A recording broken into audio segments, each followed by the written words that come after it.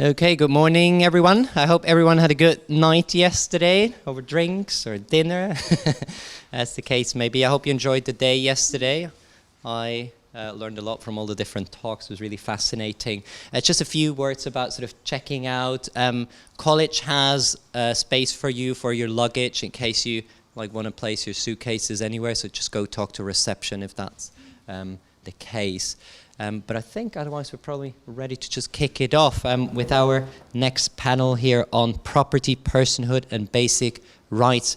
And we've got the pleasure of starting this Saturday morning with our speaker, Małgorzata Lubelska-Sazanów. She taught me how to pronounce her name. Hope it's close enough. Małgorzata is a researcher based at the University of Silesia. She did her PhD at the University of Silesia as well as the University of Osnabrück. Małgorzata obtained her LLM degree at the University of California, Davis, and she is the recipient of numerous scholarships, including from the Max Planck Institute in Germany, the DAAD, and the Foundation for Polish Science. And the latter also awarded Małgorzata a scholarship for the 100 best researchers in Poland. Małgorzata is, in addition, the author of numerous publications and the coordinator of an EU Commission project based at her university. Małgorzata, thanks a lot for being here. Thank you. Good morning, everyone. It is an honor to open today's first session of the conference. First of all, I would like to thank Raphael and Sean for the invitation. It is really wonderful to spend these 2 fruitful days with such inspiring people who open my mind to so many interesting aspects of animal law. And I have to say, Cambridge is so beautiful. Now, within the next 20 minutes, I will guide you through the twists and turns of civil law and its connections to animal law. I will mainly focus on why the position of animals in the civil law has to change. Obviously, animals do not currently enjoy civil rights, though I believe it's just a matter of time and this has to change. Still, they enjoy other rights referred to yesterday numerous times as animal rights. These rights are rather passive in nature. But when we look from the perspective from the civil law, we have to admit that animals, although their sentience has been acknowledged in numerous legal acts, are also objects of contracts. They are objects of contracts of sale, lease contracts, service contracts. So whereas it seems absolutely unacceptable to sell a child, we don't see any problem with selling our best non-human friend. Please take a look at the Wanganui River. This is a river which became famous in 2017, a river in New Zealand, when the same legal rights that are granted to human beings have been granted to this river. Actually, this is not the only river that has the same statutes that legal persons have in the civil law, but this one is especially famous. The Maori tribe was fighting for 140 years for acknowledgement of this river as their ancestor. In 2017, they finally succeeded. What does it mean? The legal situation achieved by this legal recognition means that if someone harms the river, the law sees no differentiation between harming the river and harming the tribe, because they are all the same. When we compare this legal approach to the fact that we still treat animals in the civil law with the same provisions that refer to things, this does seem quite outdated, doesn't it? While guiding you through these dependencies between rivers, animals, and things, I will show you mainly 2 aspects demonstrating why animals must be granted a different position in law. This is the roadmap.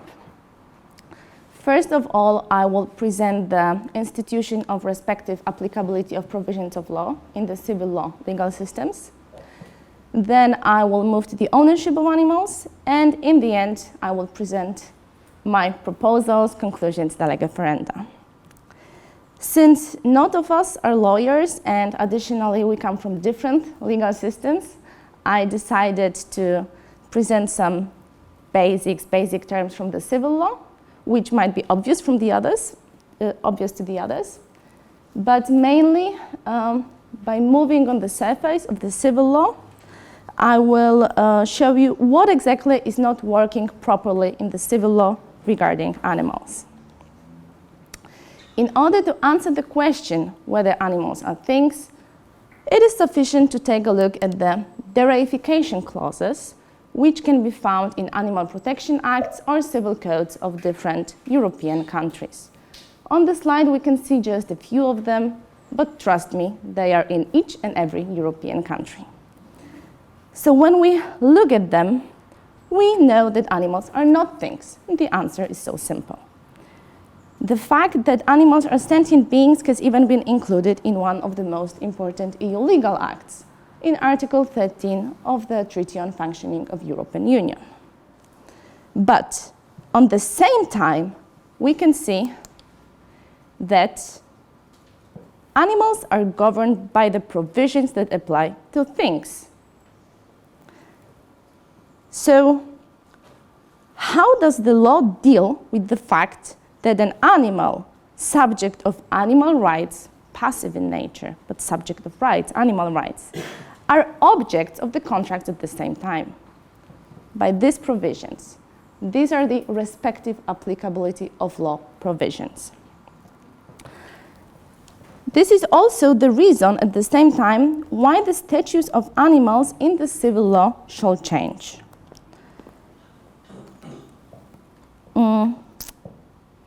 The thing is that the provisions referring to things can be applied to animals in three possible ways. They can either be applied directly with modifications, or in some cases they cannot be applied at all. Let me show you a few examples. When can we apply provisions governing things to animals directly? For example, when we talk about estimation of a price, when we have a purebred dog, horse, cat, usually there is a market price for these animals. So at least at this moment when we still sell animals, this is simple to apply to animals as well. When do we apply them with modifications? For example, when we talk about the ownership right, we cannot apply this right directly to animals since we have several duties regarding animals as an owner. I will refer more to this issue in the further part of my presentation. When can we not apply them at all? Well, we cannot send an animal per post, for example. However, even though all reasonably thinking people can recognize the difference between sentient beings and not sentient things, with the respective applicability of provisions of law, we can never be certain how these provisions will be applied in a case at hand. It is always left to the final decision of the court. But if it is so obvious, why don't we just put animals into a different category? Why do we use all this institution of respective applicability of laws? I would like to present one of the cases. It's not one of the latest, but it's a very simple and showing in a really direct situation what I want to present you. So in this case, the buyer bought a horse which he wanted to use in dressage.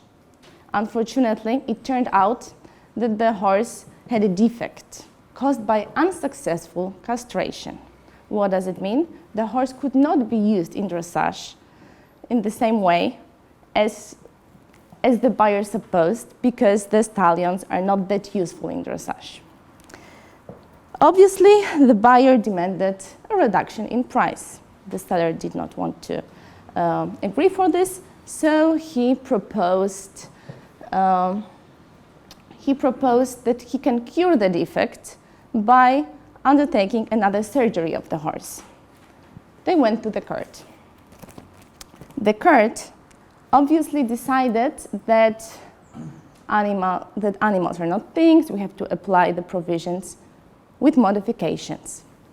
And how did he apply these provisions? He said that he ruled that we cannot apply the right to cure because it would be dangerous for the horse's health. So the court ruled in accordance with this what we would probably all expect. But this was this one case. There are more cases, especially in the German courts, which show that the courts take the right direction.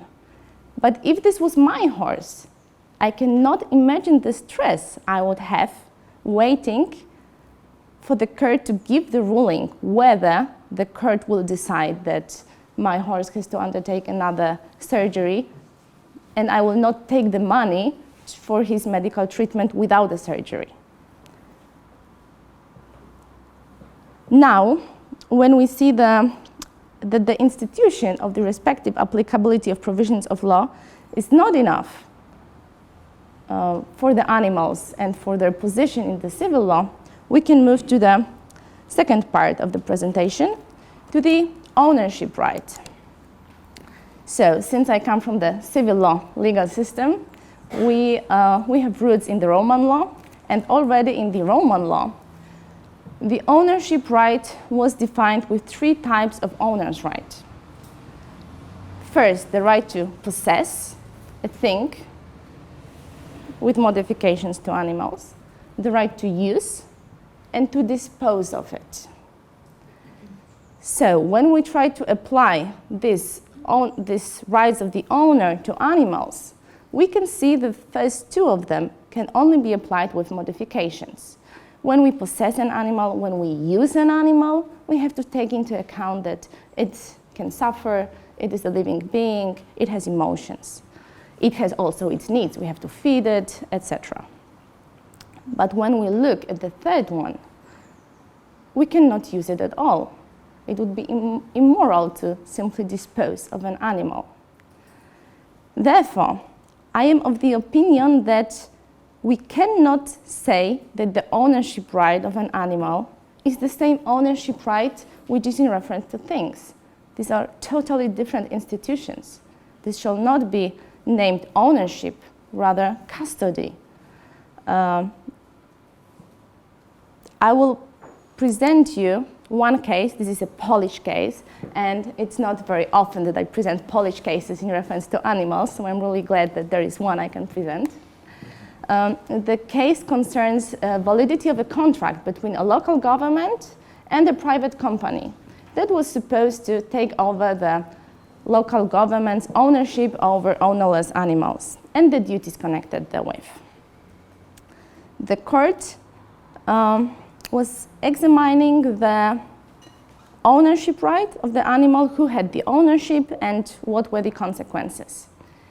And the court acknowledged that since animals are not things and the provisions apply directly, we can also not apply directly the ownership rights over things to animals. Therefore, the ownership of animals is only a right similar to ownership. It's not the ownership right in the meaning of the civil code. This is just one of the possible solutions. For example, the German civil code or the Portuguese civil code do not see any problem in using the word property or ownership in reference to animals, what does not mean that they do not see animals as sentient beings and do not mention them in different civil code provisions.